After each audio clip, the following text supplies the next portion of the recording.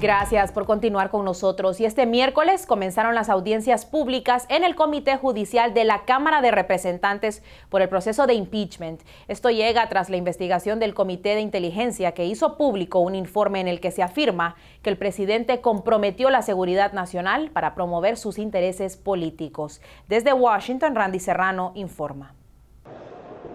Hola, ¿qué tal? Así es, durante el mes de noviembre vimos todas las audiencias públicas, en este caso contra Donald Trump en el Comité de Inteligencia, y ahora le tocó el turno al Comité Judicial. Se trata del comité que escribiría los artículos de destitución contra el presidente Donald Trump si es que todo llegase a ese punto. Lo que quieren saber los demócratas aquí en el Comité Judicial es si existe suficiente evidencia para poder justificar un juicio político contra el presidente Donald Trump. Y para responder a esa pregunta, ellos trajeron bajo juramento a varios expertos en el tema de la Constitución, expertos en derecho, y desde el principio el primer profesor aseguró que, según él, dada la evidencia y dado todo lo que se sabe sobre el presidente en este caso, él piensa que sí se podría justificar un juicio político contra Trump, porque según este profesor, Trump puso sus intereses sobre los intereses del país. Siguen habiendo los republicanos, no solamente en el comité, sino en el resto del Congreso, que siguen defendiendo al presidente Donald Trump, pero desde que comenzó esta audiencia, los republicanos, la minoría en este comité, trató de interrumpir la audiencia, y ellos trataron de posponer la audiencia, pero no funcionó. Recordemos que todo esto nace, toda esta investigación, de esa ahora famosa llamada entre el presidente Donald Trump y el presidente de Ucrania, en la que Donald Trump le pide a su homólogo ucraniano que por favor investigue a Joe Biden y a su hijo a cambio de no solamente millones de dólares en ayuda militar, sino de una visita oficial a la Casa Blanca. Seguiremos con amplia cobertura de esta audiencia pública aquí en la Cámara Baja. Regreso con ustedes al estudio. Gracias, Randy. Nos vamos ahora a México. Familiares y pobladores de la comunidad de Janos, Chihuahua, están realizando diversas movilizaciones contra la captura de 2 hombres presuntamente implicados en la masacre de la familia Levarón. Jacibe Pérez habló con los deudos del crimen sobre este tema y estas son sus reacciones. ¡Queremos justicia! ¡Queremos justicia! En medio de la oscuridad, los inconformes interceptaron un convoy de policías. Querían impedir que los hermanos Héctor y Luis Manuel fueran trasladados a la Ciudad de México, luego de ser detenidos por estar supuestamente vinculados con la masacre de 6 niños y 3 mujeres en Sonora. Ellos son gorditos, son como así como yo. ¿Usted cree que una persona con tanto peso va a tener suficiente fuerza para andar subiendo y bajando allá? Jesús y Patricia son hermanos de los acusados y dicen que los uniformados les sembraron drogas y armas antes de sacarlos violentamente de su casa, donde cuidaban a su padre enfermo. O sea, tenemos pruebas de que ellos ese día no estuvieron en ninguna parte, nomás que aquí. Ante su desesperación, los Hernández recurrieron a los deudos del crimen, del cual responsabilizan a los suyos.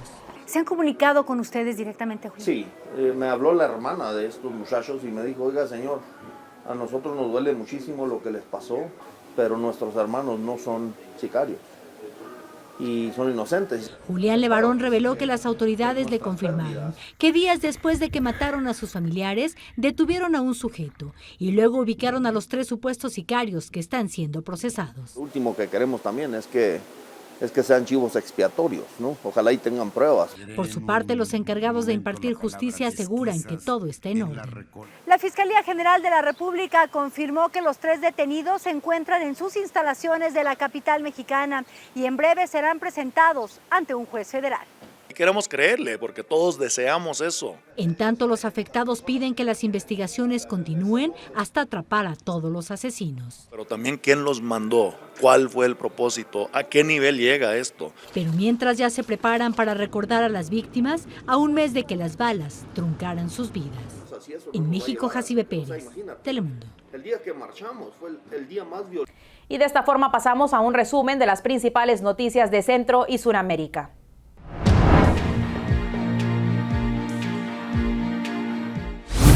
En Honduras, un tribunal decidió elevar a juicio oral y público el caso que se le sigue al exministro de Obras Públicas y Transporte y Vivienda Zopravi, Miguel Rodrigo Pastor, y varias personas más. La resolución fue dada a conocer por el juez durante la etapa final de la audiencia preliminar de los encausados. El juicio oral y público contra Miguel Pastor es de 21 delitos de fraude, cohecho y participación para el lavado de activos. El también exalcalde del Distrito Central permanece preso luego que la Corte de Apelaciones, el pasado 20 de septiembre, noviembre ratificara la medida de prisión preventiva en su contra. En esa misma fecha también se ordenó revocarle el auto formal procesamiento por 18 delitos de falsificación de documentos y abuso de autoridad y se le dictó el sobreseimiento definitivo. El exalcalde es procesado por el denominado caso Sopradi, en el que además se vincula a Walter Noé Maldonado, Daisy Zúñiga Méndez, José Valladares Rosa y Claudia Matute Colindres. En Guatemala, 2 inmigrantes hondureños fueron enviados por las autoridades de los Estados Unidos a Guatemala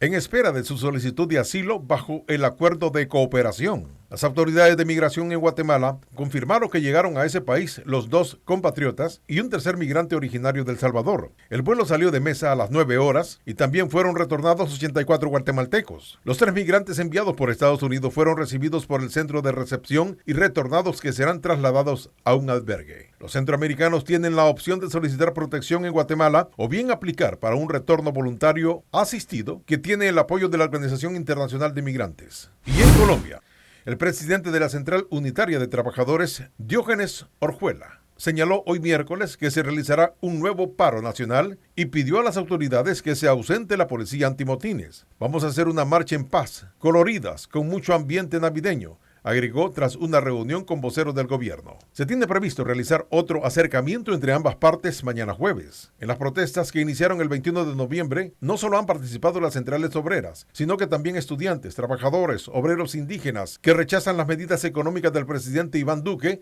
en materia de economía y corrupción. Las noticias internacionales son traídas a ustedes por Orleans Furniture, la mueblería oficial de los latinos.